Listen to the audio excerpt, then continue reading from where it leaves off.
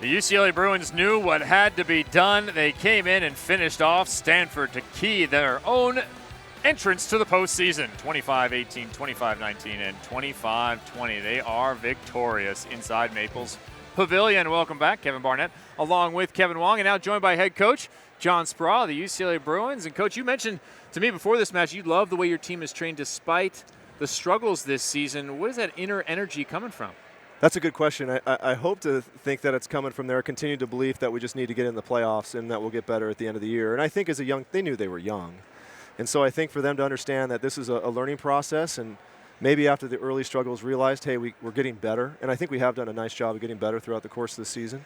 And I think we're playing with some confidence right now. And I think even though we lost a bunch of matches to some good teams, SC, Irvine, Hawaii, we were playing better, and I think they can sense that. So they're going into the gym with, like you said, great energy, and they're training hard, and they're just focused on getting better the next day. I'm proud of them for doing that.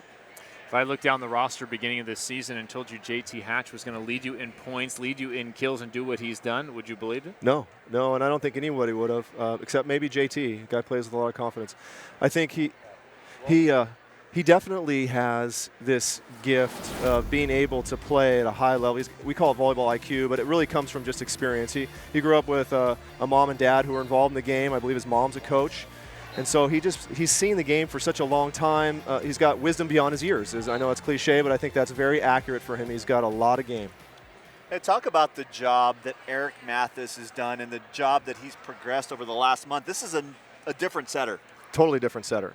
And he's also playing with a lot more confidence. If you've seen our hitting percentage, the last 3 matches have been the highest of the season. It's like it's all coaching, right? We thought maybe San when Diego it goes well, was an yeah. anomaly, right? Man, I tell you, he's done a nice job. And you know what? Hey, you got to give the guy a lot of credit because he stepped up because he's had to, right? I mean, we don't have any other options. Yeah. This is it.